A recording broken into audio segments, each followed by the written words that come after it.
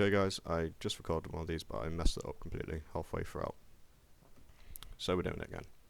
So a few videos ago I did a little guide of how to spot very small errors in these track guides, and that's why your laps look identical, but in reality they're very far. Well, I'm not speaking to everyone here, but they might be very far off, but you can't really see it because the track guide doesn't really let us see that too much. Telemetry is where you'll see more. You'll spot mistakes a lot more easily. But anyway, okay, so now we're talking about more advanced trail braking. This is what this whole video is about. So I'm going to draw a graph here. This is going to be our brake pressure. This is going to be time, or it can be distance. It depends which one what makes sense to you. Okay. So classical sense of trail braking. What is it? Okay, we're taught it's this.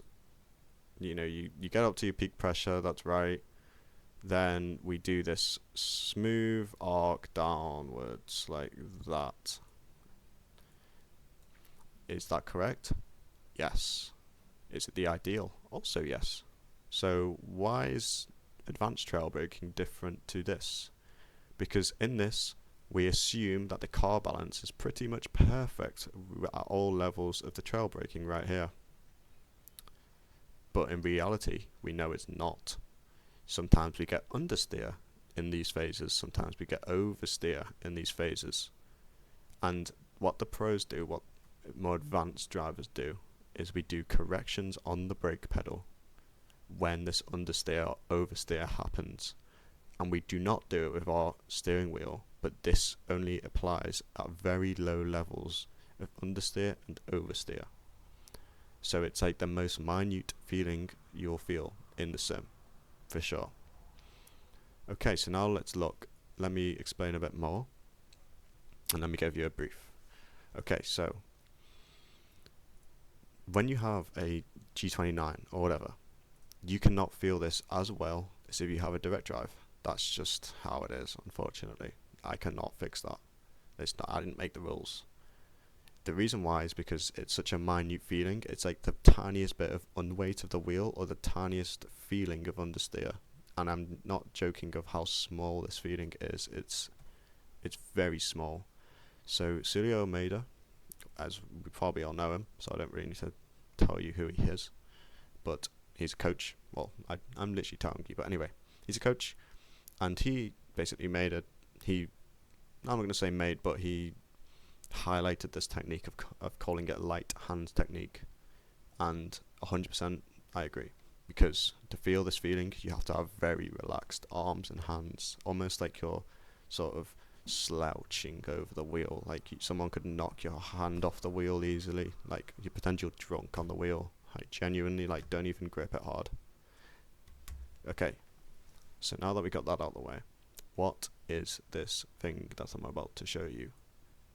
Okay, so we have our brake pressure. That looks like a P. I fixed that. No, it looks like brake pressure. We have our time or distance, whatever you prefer. Okay, now we have our brake. So we brake, just normally.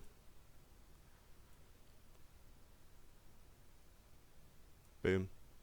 Then we do our rate of release. And now I'm going to see. Now ask yourself, can you spot what I've done differently?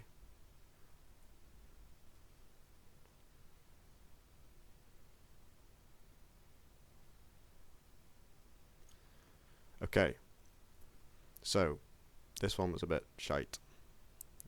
Pretend it's like that. So, well, I've just really given you the answer there, haven't I? So basically what we want to do is, you can see here that the rate of release, when we release the brake pressure during the final phase of the trail brake, I always go on about the final phase. This is why. It's not a smooth line, as we're classically taught. We're taught to have, a lot of people have taught this way, to have a string attached to your brake, which is attached to your steering. The more steering angle you give, the less you should have your brake. That's correct, but there's obviously more advanced levels to it, which is this little bit right here. And what this basically is doing is we're changing the balance of the car mid-corner through the brake, instead of using the steering wheel to make these tiny corrections. Because the brake pedal, we can be a lot more precise, and we can react more quickly with the brake pedal. It's a lot better doing it with the brake pedal. So what happens if we're understeering in this final phase? Forgive me, I also need to catch my breath, so I'm going to be quiet whilst I write this. Okay, so if we're understeering, what happens? If I could zoom in here, let's pretend that this is a very zoomed in brake pedal graph. Because obviously if we're jittering on the brake, this is obviously also not good. We want to be as smooth as possible, but also we want to correct this minute levels of understeer and oversteer. But anyway, so we're understeering. What do?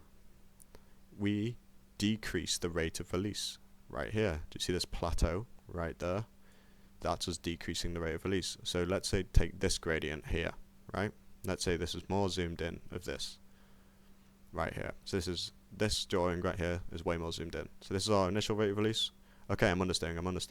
What do? I decrease the rate of release. Sort of like this. And what that's going to do, if we think about physics for a second. Ugh, I know. I did A-level physics and I hated it. No, I didn't hate it. I liked it, but it was, yeah. Okay, so understeering. And what does this plateau is going to do to our gradient is it's going to put more weight onto the front tyres. Because as we're releasing the brake, think about this, as we're releasing the brake, the suspension of the front axle suspension is starting to lift up, putting more weight on the rears. So if we decrease the rate of release, what happens? That suspension stops coming up. So we get more front weight biased. More bias to the fronts. So that induces a bit more oversteer. And usually when we do this, we sort of overcorrect it. And we transfer into something that we all know very well. Our best friend. Oversteer. And what happens when we transfer into oversteer? I'm pretty sure you can guess what we're going to do. Now we increase our rate of release again, probably to the same gradient that we saw here. It's very similar. And what that's going to do, if we think about our suspension, the car's front suspension is going to lift up more as we're increasing the rate of release here. So that's going to give us understeer again, and basically it's a constant steps until we reach the minimum pressure, until we get back onto the throttle. And as I explained in the last video, we connect our throttle and our brake inputs. So very interesting. But this, I can't stress enough, this is very magnified. Your brake pedal, when you look at your telemetry, not sort of Garage 61, but you know, like the pedal traces that you have, you probably won't be able to see this too well. It'll look very subtle. It might sort of looks like this. Excuse me. So let me draw my really crap graph. Okay, so brake pressure, it sort of looks like this instead. So like a very minute gradient increase and a gradient decrease right here. It's very minute. So let's look at a real life example. Here I pulled up a video from the Nürburgring. So this is not even me trying to do it. This is quite an old track guide that I made. Yeah, as you can see, this was on, oh my gosh, this is American stuff. I think this was the 1st of January. No, it was January the 4th. Today is the 28th of February. This is just American. I don't know why they put it like that. Okay, anyway. So take a look at my brake pedal input.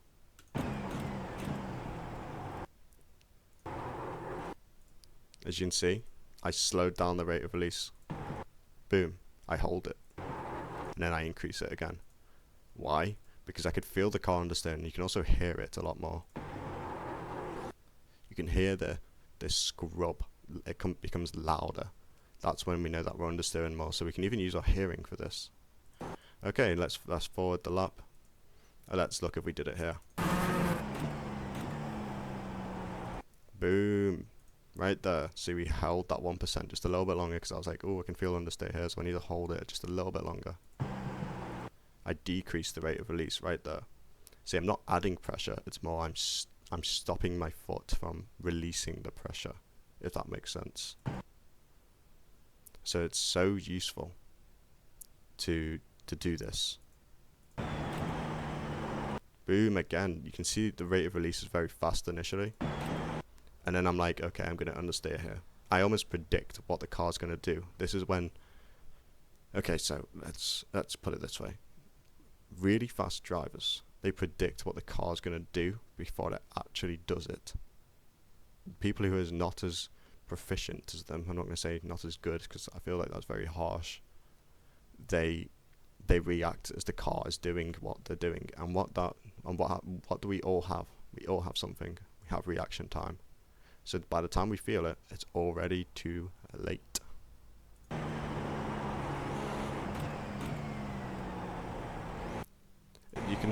You can literally see it all throughout these corners. It's that slowing down of the brake. Boom, you saw the rate of release change. At first it was pretty fast, and then we slowed it down here. That's what we want to do. That is the key. This is like, I don't know how to even explain it. This is like almost someone who doesn't trail brake versus someone who does trail brake. Like, that's the difference that this makes. It cannot be understated. This is like the world of a difference. Coupled with the less steering angle, you will be a lot faster. How did I discover this? I didn't really discover it, as per se, because someone obviously knew this before, way before me. I'm not the first person to discover this. I'm definitely not one of few. There's loads of people that know this. But to actually apply it is a lot different than knowing something. So what you need to do, the corners that I recommend practicing this on are long corners. And also they can be quite high speed. So if you look here at the Nürburgring, you see this right-hander. It's pretty high speed. The car is really understeery here, so I can predict that I'm going to be correcting on the brake. Yeah, I mean, you saw it there. The correction there. I was understeering a bit, so I slow down the rate of release. Usually it's understeer, especially on fixed setup. Sometimes it's oversteer, but obviously it's very minute things. You can't really see it too much. Like, you can't, and visually I can't see too much the understeer. So it's really important to hear it and also to feel it through the wheel. So, my recommendation, as I just said, do this on medium speed corners, high speed corners. You can also do it on hairpins. I mean, it applies to everything, but to really feel the difference, it's a lower downforce car, not completely low, but a lower. So like an LMP3, that's where the effect of it is really great, to the point where the effect of it is exponentially more impactful than on a GTP. So yeah, just keep trying it. Light hands, feel the difference. If you don't feel it, well, what are you correcting for? You need to be able to feel it. It's no use just being like, oh, I think it's understeering. No, it has to be I am understeering, or I am going to understeer. That's even better. So yeah, hopefully this helped.